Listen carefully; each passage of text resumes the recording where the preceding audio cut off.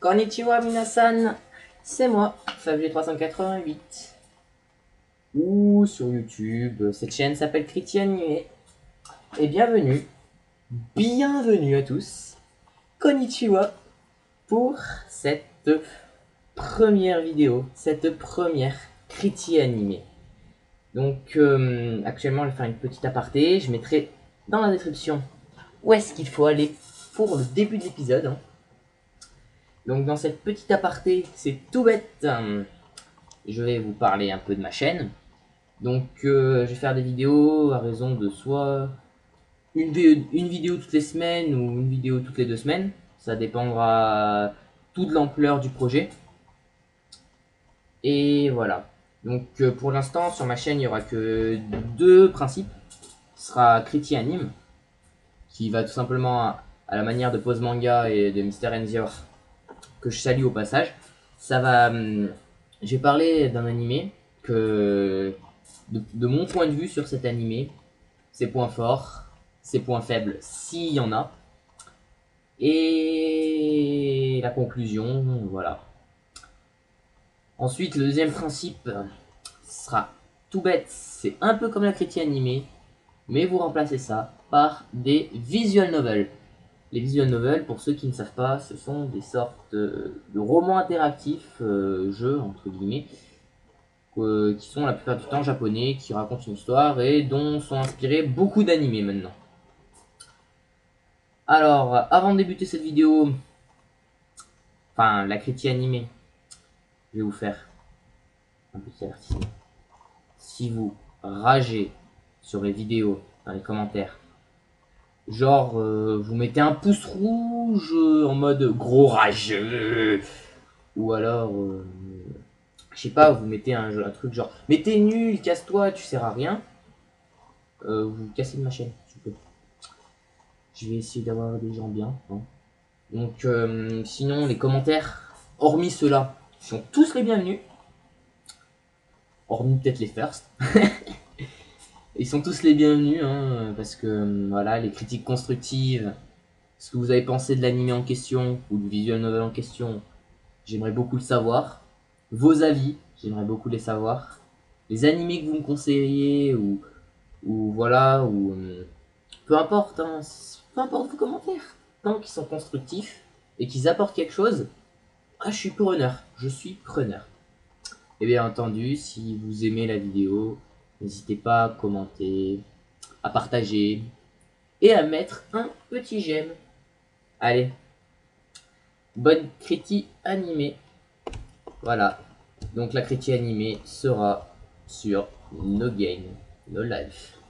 No Game No Life, qui est un animé qui à la base est un light novel écrit et illustré par Yuka Miya, adapté en manga en janvier 2013 et en animé le 9 avril 2014, qui a fini le mercredi 25 juin.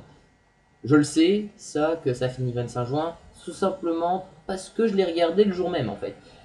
Oui, je l'ai regardé en RAW, et alors, c'est pas grave. Et la petite description, c'est tout bête, merci Wikipédia. En gros, c'est l'histoire de Shiro et Sora, qui sont 2 frères et sœurs, qui sont des 2 nits, qui sont très très forts au jeu. C'est des gamers accomplis, hein. Ils sont littéralement invincibles. Ils sont premiers de partout, hein. Et on les reconnaît, ils sont élevés au rang de légende urbaine, tout simplement parce que leur nom, c'est leur pseudo, c'est un espace blanc. C'est aussi bête que ça. C'est un espace blanc. C'est pour ça qu'on les appelle les Kuwaku. Et ils sont complètement imbattables, personne ne les a jamais battus, et voilà.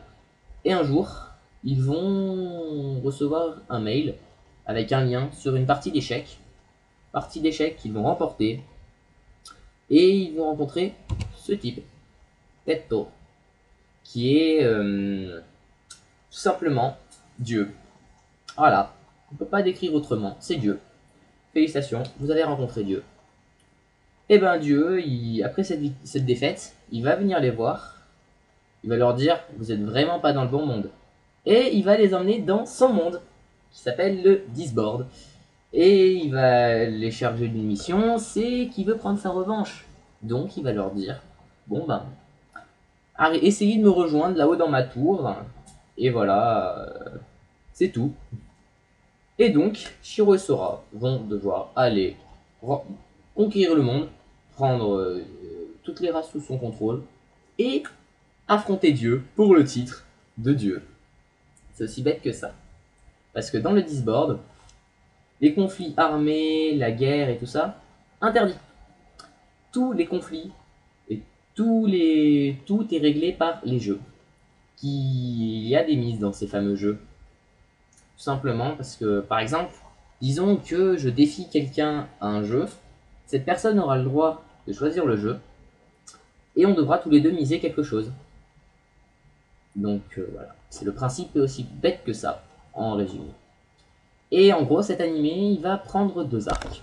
Tout simplement, le premier arc, la conquête du trône, où ils vont rencontrer pour ça cette fille, Stéphanie Dola.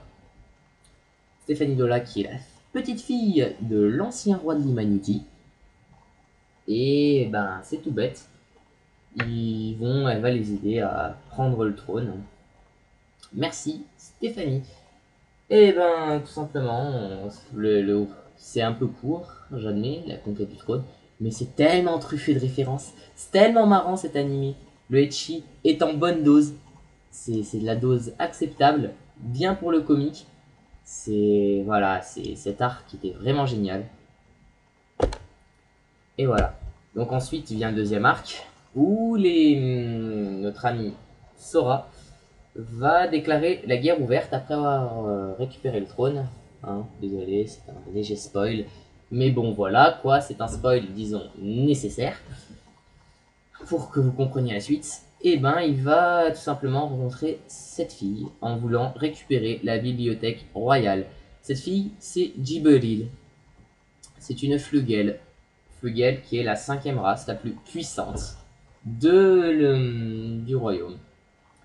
Donc je vais pas vous spoiler ce qu'est un Flugel, plus que ça, hein, vous le découvrirez vous-même. Et cette fille, tout comme Stéphanie, est épique, tout comme tous les personnages de cet animé est épique, en fait, c'est tout. Déjà, vous pouvez le voir, là c'est une image prise, mais bon, l'image de Stéphanie là, c'est tiré de l'animé. Donc certes, les dessins sont assez bizarres, mais personnellement j'adore, ça colle tellement bien à l'animé.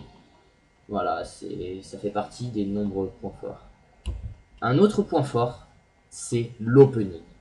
L'opening, je vous mettrai un lien dans la description. C'est une tuerie.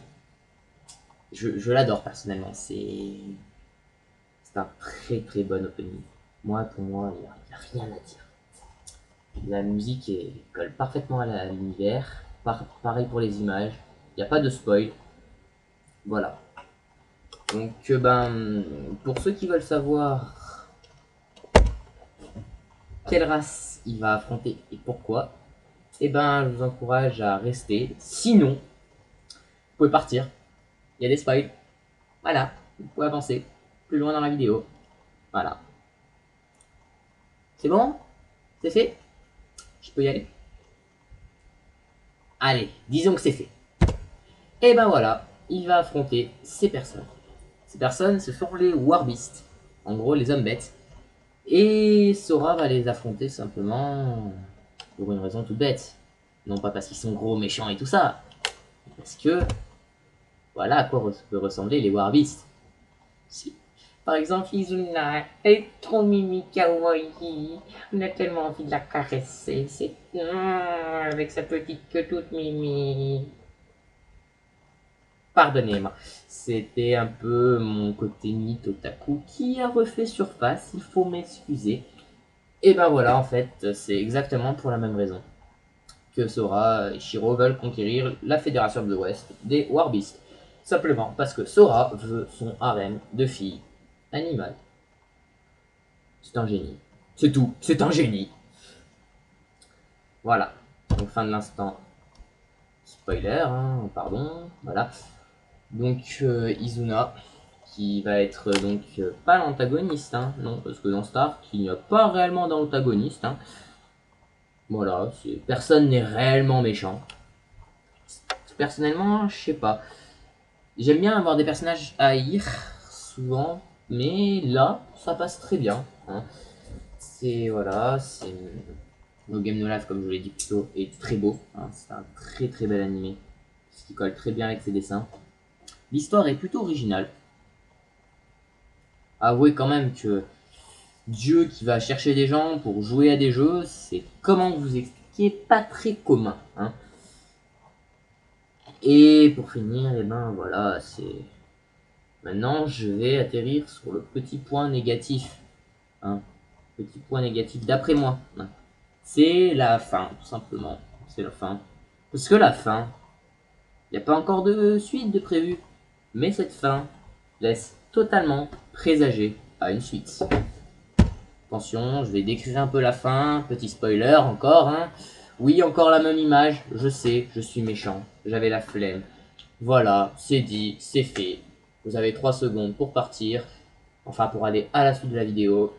3, 2, 1. J'enchaîne. Et ben, c'est tout bête. Voilà. Je vous laisse voir. Cette image est un spoil à lui tout seul.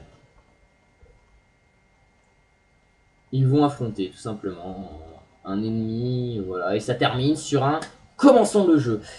Voilà, magique. Ce sont des trolls pour cette fin. Voilà. Bon bah je vais vous laisser pour conclure No Game No Life.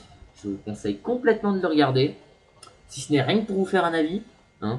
Tous les animés, vous pouvez vous les regarder pour vous faire un avis. Mais lui, je vous le conseille parce que je l'ai complètement adoré. Je l'ai... Voilà, ça rentre facilement dans mes animés le meilleur. Hein. Pas la meilleure histoire, hein. La meilleure histoire est détenue par Fate Stay Night pour moi. Mais le meilleur animé. Tout simplement parce que voilà quoi. C'est très beau, c'est coloré, c'est original. Les personnages sont attachants, ils sont hilarants. Et en plus, il y a du ecchi.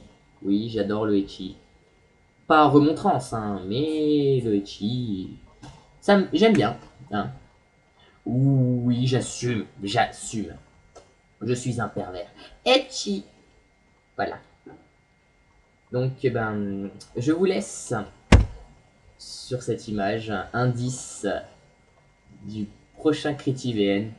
Sur ce, portez-vous bien et à plus tout le monde!